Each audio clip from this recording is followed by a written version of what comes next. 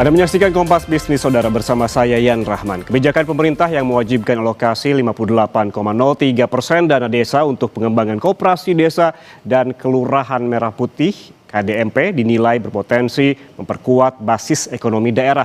Menurut pemerintah, tujuannya adalah untuk memperkuat ekonomi desa, meningkatkan koperasi dalam sirkulasi ekonomi lokal dan juga mendorong pembangunan berkelanjutan di desa-desa Indonesia. Dana desa ini diarahkan mulai dari untuk pembangunan fisik gerai koperasi, pembangunan pergudangan desa, hingga penyediaan fasilitas pendukung KDMP lainnya. Sejumlah ekonom bilang kebijakan ini berpotensi menimbulkan risiko, diantaranya menggerus fungsi layanan dasar di level bawah dan dapat mengganggu fungsi stabilisasi sosial di desa. Sebelumnya, Presiden Prabowo Subianto menyoroti tajam penggunaan dana desa dalam 10 tahun terakhir yang dinilai tidak berdampak signifikan pada kesejahteraan rakyat.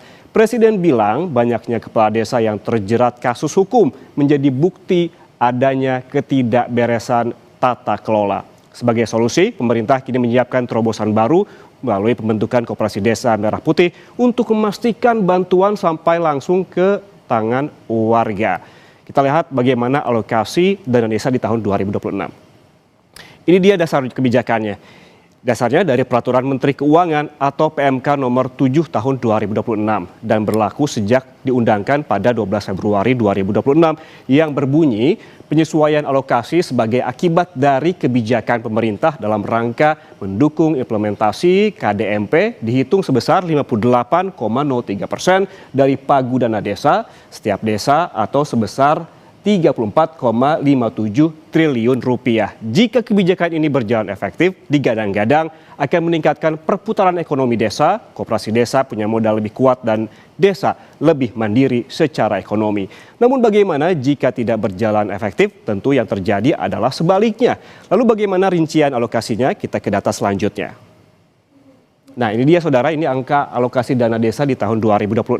Total pagu dana desa anggaran tahun 2026 ditetapkan sebesar 60,57 triliun rupiah. Dari jumlah ini diputuskan sebesar 58,03% atau sebesar 34,57 triliun rupiah dialokasikan untuk koperasi desa Merah Putih. Sementara sisanya yakni sebesar 41,97% atau sebesar 26 triliun rupiah digunakan untuk dana desa reguler. Selama ini dana desa reguler berperan sebagai penyangga melalui program padat karya, pemeliharaan infrastruktur skala kecil, intervensi bencana hingga dukungan layanan besar. Meski demikian, saudara, kebijakan ini menjadi polemik karena dinilai tidak mempertimbangkan perbedaan kebutuhan, kondisi ekonomi dan juga potensi usaha desa masing-masing. Lalu, seberapa besar kebijakan ini sebetulnya akan berdampak terhadap perputaran ekonomi dan masih dibayangi risiko apa saja? Jangan kemana-mana, selesai jeda Kompas Bisnis akan kembali untuk membahasnya lebih lengkap untuk Anda. Masih bersama kami di Kompas Bisnis Saudara. Seberapa besar kebijakan alokasi dana desa sebesar 58,03% untuk koperasi Desa Merah Putih akan berdampak terhadap perputaran ekonomi daerah? Kemudian apa saja risiko yang membayanginya? Kita langsung berbincang dengan peneliti CSIS, Edward Gani. Mas Gani, selamat pagi waktu Indonesia. Selamat pagi Mas Yan, makasih. Mas Gani, ini kalau Anda melihatnya seberapa besar sih kebijakan alokasi dana desa untuk Kopdes ini akan berpengaruh terhadap perekonomian daerah? Karena kalau kita melihat persentasenya juga cukup besar begitu. Bagi saya pengaruhnya akan mixed feeling juga gitu ya. Karena begini Mas, yang terjadi sekarang ini adalah nanti ada perubahan paradigma penggunaan dana desa. Kita harus mulai dari situ dulu. Karena selama ini sejak adanya Undang-Undang Desa, dana desa itu disalurkan, fungsi utamanya adalah pembangunan infrastruktur desa. Ya, jadi penyerapannya selama ini banyak digunakan oleh desa-desa di seluruh Indonesia untuk membangun sarana prasarana infrastruktur di daerah yang sekiranya perlu selalu untuk dibangun setiap tahunnya. Nah, sekarang kan ini terjadi kontroversi. Kenapa? Karena dana desa yang tadinya fungsinya gitu ya adalah untuk pembangunan infrastruktur desa, sekarang akan dialihkan sebenarnya tadi ya dengan jumlah yang bagi saya cukup signifikan sekali gitu ya untuk pembangunan koperasi Merah Putih. Nah, ini tentu saja merupakan perubahan gitu ya, preferensi penggunaan alokasi dana desa yang signifikan. Kenapa? Karena begini, tadi di segmen sebelumnya sudah saya dengar gitu ya bahwa memang ada inisiatif gitu ya dari pemerintah pusat untuk mengevaluasi penggunaan dana desa. Dari titik itu sebenarnya bagus-bagus saja, Mas Yan. Hmm, hmm. Kenapa? Karena memang selama ini ada inefisiensi, ada praktek-praktek korupsi memang yang perlu kita evaluasi. Di sana kita sepakat. Tetapi apakah caranya adalah dengan menyalurkan begitu besar proporsinya hanya kepada satu, yaitu Koperasi Merah Putih, yang tentu saja resikonya juga banyak gitu. Hmm, hmm, Resiko yang kita tahu selama ini dari dana desa bukan tidak mungkin gitu ya, juga akan kita lihat dengan apa yang akan terjadi di Koperasi Merah Putih. Nah, Mas Yan, hmm. ini sebenarnya kalau dalam bahasa kebijakannya ini sebenarnya kan earmark spending. Apa itu? Dalam artian tertentu biasanya dialokasikan dana dari pemerintah pusat yang diberikan kebebasan bagi Hmm. orang-orang di daerah, dalam konteks ini desa gitu ya, untuk menggunakannya berdasarkan kebutuhan daerah. Nah, ini kan Oke. kata kuncinya nih, kebutuhan daerah. Dan ini yang terjadi debat sekarang. Kenapa? Karena perspektif masyarakat dalam penggunaan dana desa adalah bottom up sesuai kebutuhan. Sedangkan paradigma dari penggunaan dana desa untuk kebijakan Koperasi Merah Putih ini top down. Sehingga dia tidak melihat juga gitu variasi-variasi kebutuhan yang ada di daerah. Dan ini Hmm. nanti mungkin saya rasa akan menciptakan polemik di akar rumput. Oke, oke, akan menciptakan polemik di akar rumput. Tapi dari penjelasan tadi, berarti apakah ini otomatis artinya akan mempersempit ruang fiskal daerah dalam membiayai program sosial, termasuk tadi soal infrastruktur? Sangat, Mas Yan, karena kan tadi proporsinya kalau kita lihat dari pengurangan yang tadi disebutkan 58%, kalau kita kalkulasi mungkin yang akan tersisa di daerah itu hanya sekitar 200 sampai 300 juta saja gitu loh. Apa namanya, dan itu untuk apa dalam konteks gitu ya, pembangunan desa Hmm, tidak hmm. banyak yang bisa dilakukan. Nah, itu kan berarti kehilangan ruang kebebasan bagi perangkat-perangkat desa dan juga tentu saja warga-warga desa untuk bisa mengalokasikan dana tersebut untuk kebutuhan yang benar-benar urgent di daerah gitu ya. Hmm. Tetapi memang bagi saya sebenarnya ada ruang opsi-opsi lain yang tersedia dari pemerintah pusat apabila gitu ya. Original intentnya adalah untuk mengevaluasi penggunaan dana desa. Kenapa? Karena sebenarnya sudah ada instrumen-instrumennya. Misalnya ada BUMDes di desa yang sebenarnya selama ini orang mengatakan adalah kita memerlukan mekanisme-mekanisme untuk peningkatan kapasitas daerah. Begini Mas Yan, bagi saya persoalannya juga bukan masalah seberapa besar sih dana yang akan masuk ke Hmm, desa. hmm, hmm. Pertanyaannya adalah bagaimana kita punya sumber daya di daerah yang cukup dan mumpuni untuk bisa gitu ya menggunakan dana tersebut. Kan ini resiko yang besar. Kenapa? Kalau misalnya infrastrukturnya juga tidak kuat gitu ya, tentu saja dengan alokasi sebanyak mungkin resikonya justru akan semakin tinggi dalam penggunaannya, apapun instrumen maupun mekanismenya. Oke, sebelum kita lebih jauh ke risiko, begitu ya Mas Gani, jika program ini berjalan efektif, begitu, koperasi desa ini, klaimnya kan akan meningkatkan perputaran ekonomi dan desa lebih mandiri secara ekonomi. Menurut Anda apakah akan demikian? Ya, tentu saja kita belum bisa berkata secara apa namanya pasti gitu ya, apakah ada perputaran ekonomi yang baik atau tidak. Tapi begini Mas Yan, lebih baik kita mengevaluasi dulu selama ini.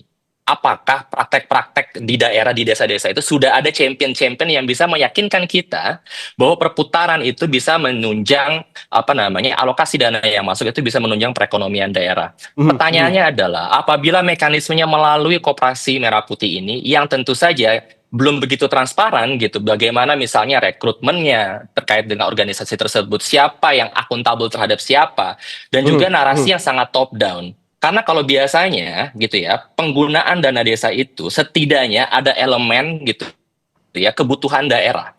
Nah, kalau misalnya kita punya instrumen baru yang tidak menjejakkan kaki pada kebutuhan-kebutuhan daerah, tentu saja ruangan menjadi gelap sekali gitu. Dalam artian tadi strukturnya kita belum tahu partisipasinya sebanyak mungkin atau tidak gitu. Apalagi kan kita bicara koperasi gitu.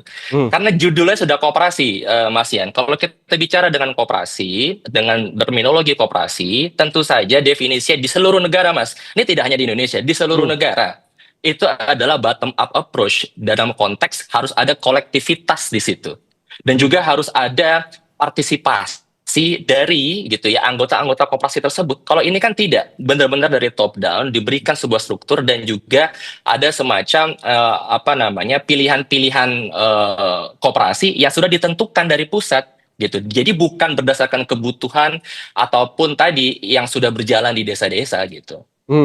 Tadi kan kita sebetulnya mengandai-ngandai itu jika koperasi ini berjalan secara efektif. Namun apabila sebaliknya, jika tidak berjalan efektif, risiko apa saja yang membayanginya? Tadi juga sempat disebutkan ada secara jangka pendek terkait juga dengan pertumbuhan ekonomi daerah yang terbatas begitu, Mas.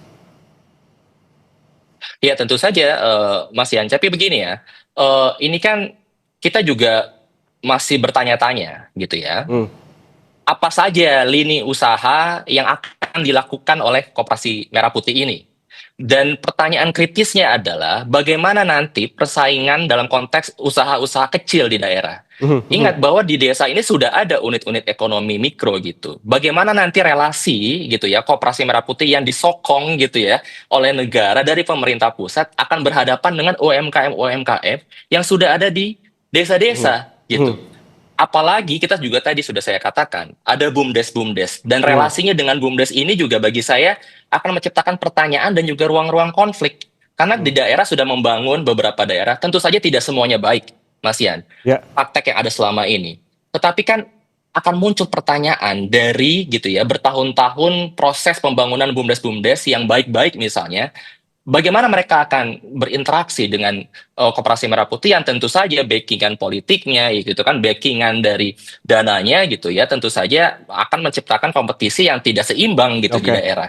oke. Dan bisa jadi justru mematikan ekonomi-ekonomi lokal. Oke, berarti ada potensi menciptakan ruang konflik karena memang harus berhadapan juga dengan UMKM yang memang sudah ada saat ini. Kalau kita geser ke hal selanjutnya, ini Mas Gani, kan hingga kini belum ada informasi terbuka soal rencana anggaran biaya pembangunan. Apakah menurut Anda ini berpotensi menimbulkan risiko inefisiensi tadi yang seperti kita bahas hingga penyimpangan anggaran? Saya perlu terus terang bahwa mengatakan resikonya memang tinggi, Mas Yan, soal ini gitu. Karena pertama gitu, meskipun narasi yang dikedepankan adalah eh, harus bisa diisi manajemennya oleh orang-orang yang paham koperasi, Mhm, memiliki apa namanya kapasitas. Untuk orang yang mendalami desentralisasi bertahun-tahun, bagi saya ada gitu ya ketimpangan kapasitas di daerah yang begitu besar. mhm, Jadi persoalannya adalah mungkin apakah bisa kita evaluasi prosesnya tidak perlu serentak langsung satu nasional gitu. Tapi kita mhm. mulai dari champion-champion lokal saja. Apa itu maksudnya champion lokal? Kita bisa evaluasi dulu gitu. Selama ini praktek ataupun koperasi-koperasi yang ada di daerah yang sudah minimal apa namanya menampilkan keberhasilan-keberhasilan atau dia sustain dalam beberapa jangka waktu yang cukup. Nah, kita bisa masuk dari hal-hal yang seperti itu dulu. Tidak perlu kita langsung secara besar gitu ya, masif ke semua desa secara serentak. Kenapa saya katakan begitu? Karena penting sekali kita menjadi prudent, Mas Mhm. Yan. Karena kita tidak mau program ini justru meningkatkan resiko-resiko gagal bayar gitu kepada tadi instrumen hutang yang sudah disediakan oleh pemerintah gitu. Dan tentu saja dampak besarnya para ekonom sudah banyak yang mengevaluasi Mhm. akan ada dampak yang besar juga terhadap sistem perbankan kita. Oke. Sehingga bagi saya kita harus fokus aja gitu, langkah step apa namanya small step itu juga bukan hal yang buruk kok gitu. Ini tadi niatnya sudah baik tapi kita coba pelan-pelan gitu dan juga kita kategorisasikan, Mas Yan. Mhm, Potensi-potensi daerah itu beda-beda. Nah, ini juga penting. Kalau mhm. misalnya Koperasi Merah Putih ini sangat top down, berarti kan Baik. narasinya hanya satu, piramida dari atas gitu. Kenapa tidak kita coba gitu potensi-potensi ekonomi Oke. yang berbeda-beda dan kita coba kategorisasi dulu dari situ. Yang bisa digarisbawahi adalah terkait dengan evaluasi secara bertahap yang bisa dilakukan terkait juga koperasi yang sudah ada saat ini. Terima kasih peneliti CSIS Edward Gani atas waktunya bersama kami di Kompas Bisnis. Sehat selalu. Makasih Mas, sehat-sehat.